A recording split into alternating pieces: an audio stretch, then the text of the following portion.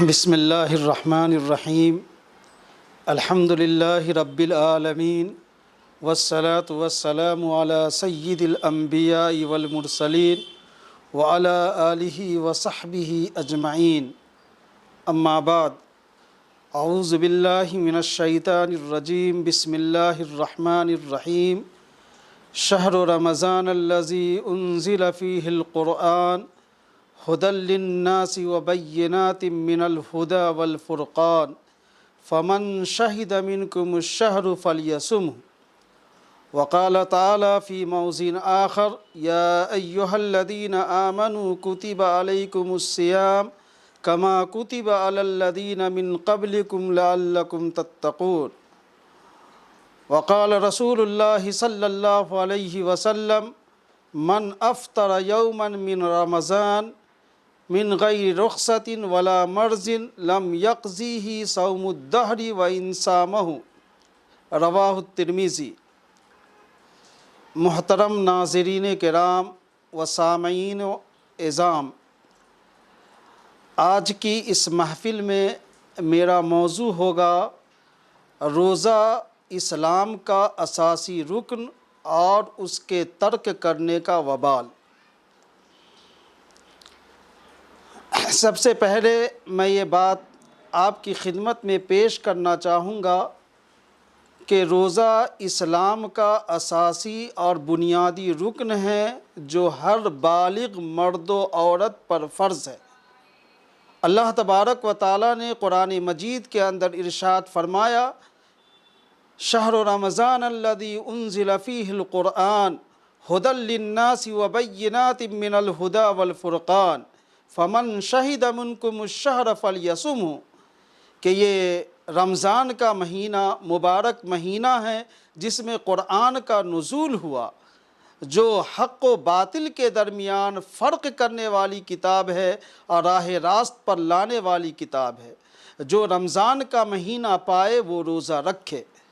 دوسری جگہ اللہ تعالیٰ نے ارشاد فرمایا، یا ایہا الذین آمنوا کتب علیکم الصیام کما کتب علی الذین من قبلکم لعلکم تتقون، اے ایمان والو تم پر روزہ فرض کیا گیا ہے جس طرح سابقہ امتوں پر فرض کیا گیا تھا تاکہ تم متقی ہو جاؤ۔ ان دونوں آیتوں سے یہ بات واضح ہو گئی کہ ہر بالغ مسلمان مرد اور عورت پر رمضان کے پورے مہینے کا روزہ رکھنا فرض ہے۔ اللہ تعالیٰ نے اس دوسری آیت کے اندر جب روزے کی فرضیت کا اعلان کیا تو اس کے ساتھ حوالہ دیا کہ صرف روزہ امت محمدیہ پہ فرض نہیں ہوا، اس سے پہلے سابقہ تمام امتوں پہ روزہ فرض تھا۔ چنانچہ قرآن، حدیث، تاریخ اور سیر کی کتابوں سے معلوم ہوتا ہے کہ حضرت آدم علیہ السلام کی شریعت میں ہر مہینہ 3 دن کا روزہ فرض تھا۔ گویا اس حساب سے حضرت آدم علیہ السلام کی شریعت میں سالانہ 36 روزہ فرض تھا۔ حضرت موسیٰ علیہ السلام کی شریعت میں بھی صوم عاشورہ اور اس کے علاوہ کچھ دنوں کا روزہ فرض تھا۔ حضرت عیسیٰ علیہ السلام کی شریعت کے اندر بھی رمضان کا روزہ فرض تھا۔ یہ الگ بات ہے کہ قوم نصارہ نے اس میں رد و بدل کر لیا۔ اس کے علاوہ حضرت ابراہیم علیہ السلام، حضرت اسماعیل علیہ السلام، حضرت اسحاق علیہ السلام، حضرت یعقوب علیہ السلام، حضرت یوسف علیہ السلام، حضرت داؤد علیہ السلام، حضرت سلیمان علیہ السلام اور اس کے علاوہ جتنے انبیاء کرام گزرے ہیں ہر ایک کی شریعت میں روزہ فرض تھا۔ اس کے علاوہ مذاہب باطلہ کا بھی جائزہ لیجئے تو یہاں بھی روزے کا تصور موجود ہے۔ بدھ مذہب کے اندر بھی قمری حساب سے ہر مہینے 4 دن کا روزہ فرض تھا۔ اس کے علاوہ ہندو مذہب کے اندر بھی روزے کا تصور موجود ہے، اور خود پیغمبر اسلام محمد عربی صلی اللہ علیہ وسلم جس شہر مکہ کے اندر اور جس قبیلہ قریش کے اندر مبعوث کیے گئے، زمانے جاہلیت کے اندر بھی وہ لوگ روزہ رکھتے تھے۔ اس لیے اللہ تعالیٰ نے قرآن مجید کے اندر صاف صاف اعلان کر دیا کہ روزہ صرف امت محمدیہ پہ فرض نہیں ہے، اس سے پہلے سابقہ امتوں پر بھی فرض تھا، اور یہ اعلان اللہ نے اس لیے کیا تاکہ روزہ رکھنا آسان ہو جائے۔ لہٰذا روزہ اسلام کا اساسی رکن ہے، اور ہر مسلمان مرد و عورت پر روزہ رکھنا فرض ہے۔ دوسری بات آپ کی خدمت میں یہ پیش کرنا چاہوں گا کہ روزے کا اجر اور ثواب کیا ہے۔ یہ جاننا اس لیے ضروری ہے کہ جب اجر و ثواب معلوم ہو جائے تو روزہ رکھنا آسان ہو جائے گا۔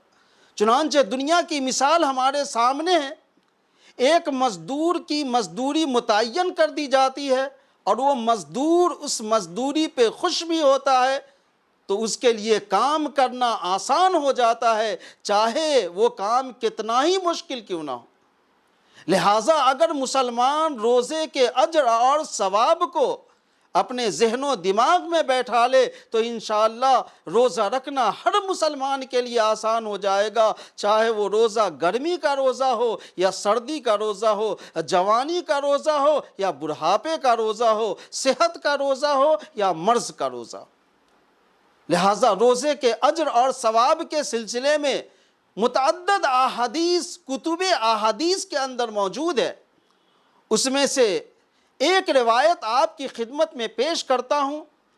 رسول اللہ صلی اللہ علیہ وسلم نے فرمایا، کل عمل بنی آدم یضاعف الحسنۃ بعشر امثالها الی 700 ضعف، قال اللہ تعالی الا الصوم فإنہ لی وأنا اجزی بہ، رواہ مسلم۔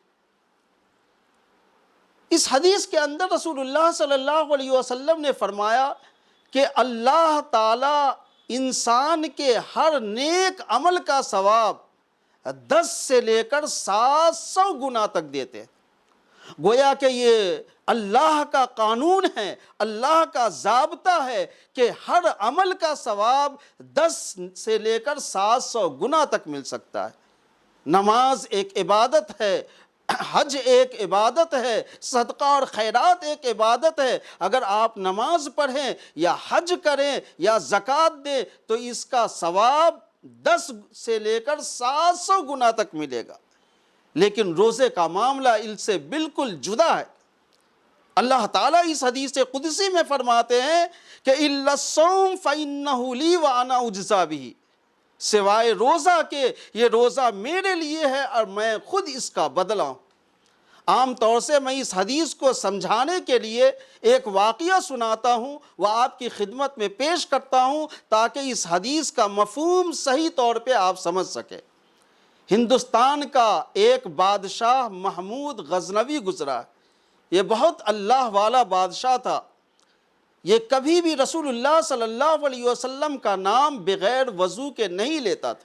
اس سے اندازہ لگا سکتے ہیں کہ یہ کتنا خدا ترس انسان تھا اور بادشاہ تھا۔ محمود غزنوی نے اپنے وزراء کے لیے ایک جشن کی تاریخ مقرر کی۔ جب وہ تاریخ آئی تو تمام وزراء کے لیے اس نے پرتکلف کھانے کا اہتمام کیا۔ تمام وزراء جب کھانے سے فارغ ہو گئے تو محمود غزنوی نے اعلان کیا کہ شاہی محل کے ایک ہال میں قیمتی سامان سجا دیا گیا ہے، تمام وزراء اس حال میں چلے جائیں اور اپنی مرضی اور پسند کے مطابق ایک ایک سامان لے لے، یہ ان کا انعام ہوگا۔ چنانچہ تمام وزراء خوشی خوشی شاہی محل کے حال میں داخل ہوئے اور وزراء اپنی پسند کے سامان منتخب کرنے لگے، لینے لگے۔ محمود غزنوی بھی داخل ہوا اس حال کے اندر، سارے وزراء ایک ایک سامان اٹھا رہے تھے۔ وہیں پر محمود غزنوی کی ایک باندی تھی، اس باندی نے محمود غزنوی کے ہاتھ کو پکڑ لیا کہ آپ چاہیے۔ محمود غزنوی بہت شرمندہ ہوا اور باندی سے سوال کیا کہ آخر ماجرا کیا ہے؟ یہ سارے وزراء قیمتی قیمتی سامان لے رہے ہیں اور تو نے میرے ہاتھ کو تھام لیا۔ غور سے سنیے اس باندی نے کیا جواب دیا۔ باندی نے یہ جواب دیا کہ یہ سارے وزراء بے وقوف ہیں، یہ ایک ایک سامان لے کر کے صرف جائیں گے، لیکن میں نے آپ کا ہاتھ اس لیے تھاما ہے کہ اگر آپ مجھے مل جائیں گے تو دنیا کی ساری چیزیں مجھ کو مل جائیں۔ جب آپ نے اس واقعے کو سنا تو اس سے یہ سبق ملتا ہے کہ اس باندی نے بادشاہ کے ہاتھ کو تھام لیا اس امید سے کہ جب بادشاہ مل جائے گا تو دنیا کی ساری دولت اور ساز و سامان اور عیش و آرام کا سامان مل جائے گا۔ تو اللہ تعالیٰ اس حدیث قدسی میں فرماتے ہیں الصوم لی وانا اجزا بہ، روزہ میرے لیے ہے اور میں خود اس کا بدلہ ہوں۔ گویا روزہ رکھنے سے حاکموں کے حاکم، بادشاہوں کے بادشاہ، رب کائنات کی ذات ملتی ہے، ان کی رضا ملتی ہے، ان کی خوشنودی ملتی ہے۔ یہ ہے روزے کا اجر اور یہ ہے روزے کا ثواب۔ اس لیے تمام مسلمانوں کو روزہ شوق سے رکھنا چاہیے اور روزہ جذبے کے ساتھ رکھنا چاہیے اور اس امید کے ساتھ رکھنا چاہیے کہ روزے کے بدلے اللہ کی ذات ملتی ہے، اور جب اللہ کی ذات مل جائے، اللہ کی رضا مل جائے، اللہ کی خوشنودی مل جائے تو کامیابی یقینی۔ تیسری بات آپ کی خدمت میں بڑے قلق اور بڑے افسوس اور بڑے حسرت کے ساتھ رکھنا چاہوں گا کہ روزہ اسلام کا اساسی اور بنیادی رکن ہے۔ روزہ کا یہ اجر و ثواب ہے کہ اللہ کی ذات اس سے ملتی ہے، لیکن افسوس کا مقام، رونے کا مقام اور ماتم کرنے کا مقام یہ ہے کہ آج بہت سارے مسلمان روزہ نہیں رکھتے۔ یہ حقیقت ہے جسے تسلیم کرنا ہوگا۔ مسلمانوں کا اچھا خاصا طبقہ یہ روزہ سے غافل ہے، اور غضب بالائے غضب یہ ہے کہ یہ لوگ روزہ بھی نہیں رکھتے اور روڈوں پر بڑے سرے عام کھاتے پیتے نظر آتے ہیں، روڈوں پر پانوں کی پچکاریاں پھینکتے ہوئے نظر آتے ہیں، سگریٹ نوشی کرتے ہوئے نظر آتے ہیں، گٹکا اور تمباکو کھاتے ہوئے اور چباتے ہوئے نظر آتے ہیں۔ ان لوگوں کو ذرہ برابر احساس نہیں کہ لوگ کیا کہیں گے، ان لوگوں کو ذرہ برابر یہ احساس نہیں کہ میدان محشر میں اللہ کے سامنے ہمیں کیا جواب دینا ہوگا۔ ایسے مسلمان بھائیوں سے میں کہنا چاہوں گا کہ آپ شیطان کے پھندے میں ہیں، آپ طاغوت کے پھندے میں ہیں، آپ ابلیس کے پھندے میں ہیں۔ آپ غفلت سے نکلیے اور اللہ کے حکم کو تھام لیجئے۔ کسی شاعر نے کہا تھا گزر گیا ہے جو عہد عشرت، نہ رکھ تو نادا پھر اس کی حسرت۔ گزر گیا ہے جو عہد عشرت، نہ رکھ تو نادا پھر اس کی حسرت۔ قیام اسی کو سمجھ غنیمت جو وقت پیش نگاہ اب ہے۔ اس لیے جو وقت گزر گیا ہے اس پہ ندامت کیجئے، اللہ سے توبہ کیجئے۔ اب جو وقت آپ کے سامنے ہے یہ عہد کیجئے، یہ عزم کیجئے کہ ہم روزہ رکھیں گے اور اللہ کے حکم کی تابعداری کریں گے۔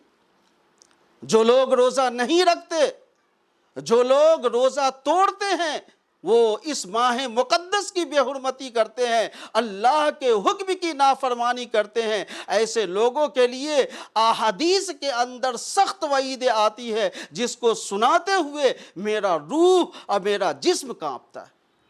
چنانچہ جو لوگ روزہ توڑتے ہیں اور روزہ نہیں رکھتے ہیں وہ سنیں کہ حدیث کے اندر رسول اللہ صلی اللہ علیہ وسلم نے کتنی سخت وعیدیں سنائی۔ چنانچہ حضرت ابو امامہ باہلی رضی اللہ تعالیٰ عنہ فرماتے ہیں کہ رسول اللہ صلی اللہ علیہ وسلم نے فرمایا کہ میں ایک رات سویا ہوا تھا، دو فرشتے میرے سامنے آئے اور ان دونوں فرشتوں نے مجھے پکڑ کر ایک پہاڑ کے پاس لا کر کھڑا کر دیا۔ ان دونوں فرشتوں نے کہا یا رسول اللہ آپ اس پہاڑ پہ چڑھیے۔ رسول اللہ صلی اللہ علیہ وسلم نے فرمایا اس پہاڑ پہ چڑھنا بہت مشکل ہے، میں اس پہاڑ پہ نہیں چڑھ سکتا۔ فرشتوں نے دوبارہ کہا یا رسول اللہ آپ اس پہ چڑھیے۔ رسول اللہ صلی اللہ علیہ وسلم نے فرمایا کہ میں اس پہ نہیں چڑھ سکتا۔ تیسری مرتبہ فرشتوں نے کہا چڑھیے، میں آپ کی مدد کروں گا، آپ کی ہیلپ کروں گا۔ چنانچہ رسول اللہ صلی اللہ علیہ وسلم فرشتوں کی مدد سے اس کٹھن چڑھائی والے پہاڑ کے چوٹی پہ چڑھ گئے۔ جب رسول اللہ صلی اللہ علیہ وسلم پہاڑ کی چوٹی پہ پہنچے تو رسول اللہ نے وہاں چیخ و پکار کی آواز سنی۔ رسول اللہ صلی اللہ علیہ وسلم حیران و پریشان ہو گئے اور فرشتوں سے پوچھا کہ یہ کیسی چیخ و پکار ہے؟ فرشتوں نے جواب دیا، یا رسول اللہ، یہ جہنمیوں کے چیخ و پکار ہے۔ پھر رسول اللہ صلی اللہ علیہ وسلم کچھ دور آگے چلے تو رسول اللہ نے ایک ہیبت ناک منظر دیکھا کہ کچھ لوگوں کو الٹا لٹکا دیا گیا ہے، پاؤں اوپر اور اس کا سر نیچے الٹا لٹکا دیا گیا ہے، اس کے منہ کو چیر دیا گیا ہے، اس کے جبڑے کو چیر دیا گیا ہے اور اس سے خون بہہ رہا ہے۔ اس ہیبت ناک منظر کو دیکھ کر کے رسول اللہ صلی اللہ علیہ وسلم بے قرار ہو گئے، بے تاب ہو گئے، حیران ہو گئے، پریشان ہو گئے اور فرشتوں سے پوچھا، اے فرشتوں بتاؤ صحیح، آخر ان لوگوں کا جرم کیا تھا، ان کی غلطی کیا تھی، ان کی نافرمانی کیا تھی، ان کا گناہ کیا تھا؟ فرشتوں نے کہا، یا رسول اللہ، یہ آپ کی امت کے وہ لوگ ہیں جو وقت سے پہلے افطار کر لیتے تھے، وقت سے پہلے روزہ توڑ لیتے تھے، اس لیے اللہ تعالیٰ ان کو اس عذاب میں مبتلا کر دیا۔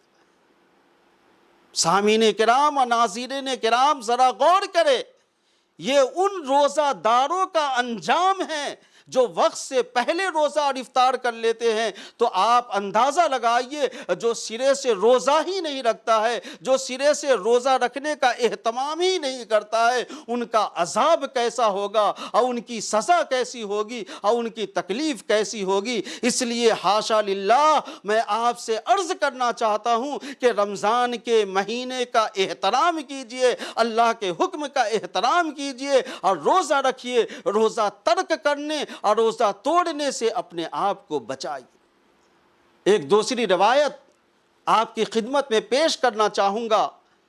حضرت عبداللہ ابن عمر رضی اللہ تعالیٰ عنہ فرماتے ہیں کہ رسول اللہ صلی اللہ علیہ وسلم نے فرمایا، بنی الاسلام علی خمس، شہادت ان لا الہ الا اللہ وان محمدا عبدہ ورسولہ واقام الصلاۃ وایتاء الزکاۃ والحج وصوم رمضان، رواہ البخاری۔ رسول اللہ صلی اللہ علیہ وسلم نے فرمایا کہ اسلام کی بنیاد 5 چیزوں پر ہے۔ نمبر 1 توحید، نمبر 2 نماز، نمبر 3 زکوٰۃ، نمبر 4 حج اور نمبر 5 روزہ۔ گویا ہر مسلمان کے ایمان کی بنیاد ان 5 چیزوں پر ہے۔ ان 5 چیزوں میں سے ایک روزہ ہے۔ اگر کوئی روزہ نہیں رکھتا ہے تو گویا وہ اپنے ایمان کی بنیاد کو کمزور کرتا ہے۔ میں مثال دے کر سمجھاتا ہوں کہ ایک مکان ہے جو 5 پلر پہ کھڑا ہوا ہے۔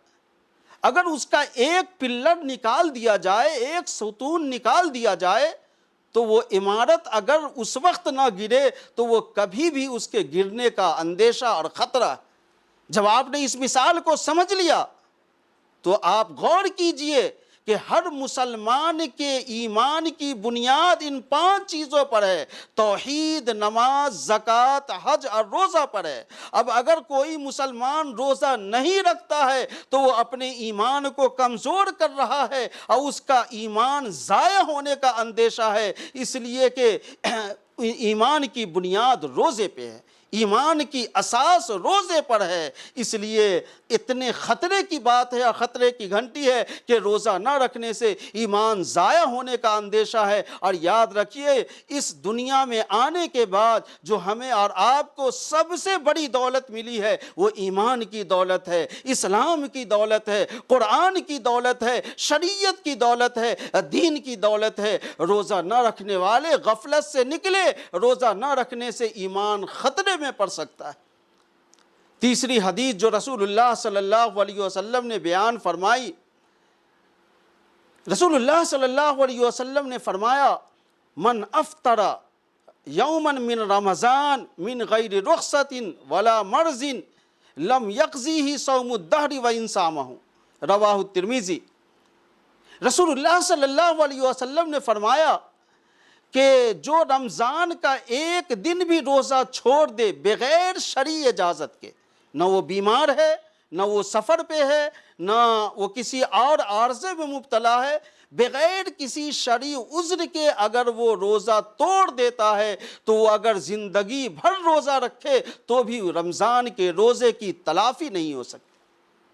یہ حدیث بھی ہمیں اور آپ کو چونکا دینے والی ہے کہ رمضان کا ایک روزہ اگر توڑ دیا جائے اور انسان زندگی بھر روزہ رکھتا رہ جائے تو اس روزے کی تلافی نہیں ہو سکتی۔ ذرا غور سے سنیں وہ مسلمان بھائی، وہ مسلمان بہنیں، وہ مسلمان عورتیں جو بغیر سوچے اور سمجھے ہوئے روزہ ترک کرتی ہیں، یہ حدیث میں رسول اللہ صلی اللہ علیہ وسلم نے کتنی خطرناک بات ارشاد فرمائی ہے۔ اس لیے میں ان مسلمان بھائیوں سے کہنا چاہوں گا، ان مسلمان بہنوں سے کہنا چاہوں گا جو روزہ نہیں رکھتی ہیں، وہ خواب غفلت سے بیدار ہو اور یہ عہد کریں کہ اب آئندہ کا جو رمضان کے ایام باقی ہیں اور آئندہ جو بھی رمضان آئے گا انشاءاللہ ہم اس کے اندر روزہ رکھیں گے اور اللہ کے حکم کو مانیں گے۔ میں یہاں پہ رک کر کہنا چاہوں گا کہ آج اس ملک کے اندر، اس ملک ہندوستان کے اندر مسلمانوں کے ساتھ جو ناروا سلوک ہو رہا ہے، مسلمانوں پہ جو زیادتی ہو رہی ہے، مسلمانوں پہ جو مظالم ڈھائے جا رہے ہیں، مسلمانوں کو پر جو ظلم و ستم ڈھایا جا رہا ہے، مسلمان کبھی غور کیا؟ یاد رکھیے ہماری صرف ایک آنکھ کھلی ہوئی ہے اور ہم دشمنوں کو اس کا مورد الزام ٹھہراتے ہیں کہ وہ مصیبت ڈھا رہا ہے، ظلم ڈھا رہا ہے۔ ذرا اپنے گریبان میں بھی جھانک کر دیکھے کہ آج جو ہم پہ یہ مصیبتیں آئی ہے، یہ آفتیں آئی ہے، وہ اس وجہ سے آئی ہے کہ ہم جگہ جگہ اللہ کے حکم کو ٹھکرا رہے ہیں۔ رمضان کا مہینہ ہے، اللہ نے روزہ رکھنے کا حکم دیا اور بہت سارے مسلمان روزہ نہیں رکھ رہے ہیں، تو پھر اللہ کا عذاب نہ آئے گا تو کیا ہوگا؟ آج ہمیں نماز پڑھنے کا موقع دیا جا رہا ہے اور ہم نماز نہ پڑھیں، آج ہمیں روزہ رکھنے کا موقع دیا جا رہا ہے ہم روزہ نہ رکھیں، داڑھی رکھنے کا موقع دیا جا رہا ہے ہم داڑھی نہ رکھیں، برقع پہننے کا موقع دیا جا رہا ہے ہم برقع نہ پہنیں، ہمیں شریعت اسلام پہ چلنے کا اللہ موقع دے رہے ہیں اور شریعت اسلام پہ نہ چلے تو پھر فیصلے ایسے ہی آئیں گے، ہمارے خلاف آئیں گے۔ اس لیے ضرورت اس بات کی ہے کہ ہم اللہ کے حکم کو تھام لے، اللہ کی شریعت کو تھام لے، اللہ کے دین کو تھام لے۔ جب ہم یہ عزم کریں گے تو اللہ کی مدد ہمارے ساتھ آئے گی۔ ضرورت اس بات کی ہے کہ یہ رمضان کا جو مقدس مہینہ چل رہا ہے اور اس کی اہم عبادت روزہ ہے، ہم اس فریضے پر عمل کریں اور اللہ کے اس حکم کو مانیں۔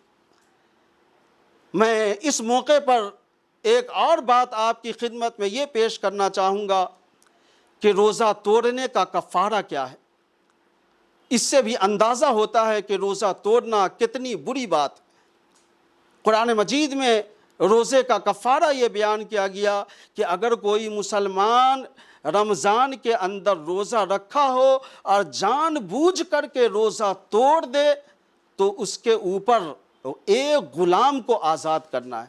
موجودہ زمانے میں تو غلام نہیں ہے، لہٰذا اب اگر غلام نہیں ہے تو 60 دن کا روزہ رکھنا ہے۔ ایک روزہ توڑنے پر 60 دن کا لگاتار روزہ رکھنا ہے۔ اگر بیچ میں ایک دن توڑ دیا تو پھر 60 روزہ رکھنا ہو، اور اگر روزہ نہ رکھ سکے تو 60 غریب اور مسکین کو کھانا کھلانا ہے۔ 60 غریب اور مسکین کو کھانا کھلانا ہے۔ آپ اس سے اندازہ لگائیے کہ روزے کا کفارہ یہ کتنا بڑا ہے کہ ایک روزہ توڑنے پر 60 روزہ رکھنے کا اللہ تبارک و تعالیٰ نے حکم دیا ہے۔ یہ اتنا بڑا جرم ہے کہ جس کا کفارہ اللہ تعالیٰ نے سخت رکھا ہے۔ اس لیے مسلمانوں کو چاہیے کہ رمضان کے اندر روزے کا اہتمام کرے۔ اس کے ساتھ ساتھ میں آپ سے یہ بھی عرض کرنا چاہوں گا کہ رمضان کی ایک اہم عبادت تراویح ہے۔ ذرا غور سے سنیے اور میری بات کو اپنے دماغ کے اندر ڈالیے کہ نماز 5 وقتہ بھی ہے، فرض نماز بھی ہے، نفل نماز ہے، تہجد ہے، اشراق ہے، چاشت ہے، اوابین ہے، یہ بہت ساری نماز ہے۔ آپ سال میں پورے سال پڑھ سکتے ہیں۔ لیکن تراویح ایک ایسی عبادت ہے، ایک ایسی نماز ہے جو صرف رمضان کے اندر ہی ہے۔ لیکن ابھی دیکھنے کو یہ مل رہا ہے کہ کوئی لوگ 5 دن کی تراویح پڑھ کر کے پورے رمضان فارغ ہو جاتے ہیں، پھر تراویح نہیں پڑھتے۔ کچھ لوگ 10 دن کی تراویح پڑھ کر کے فارغ ہو جاتے ہیں، پھر پورے مہینے تراویح نہیں پڑھتے۔ یہ اسلامی مزاج اور شریعت کے خلاف بات ہے۔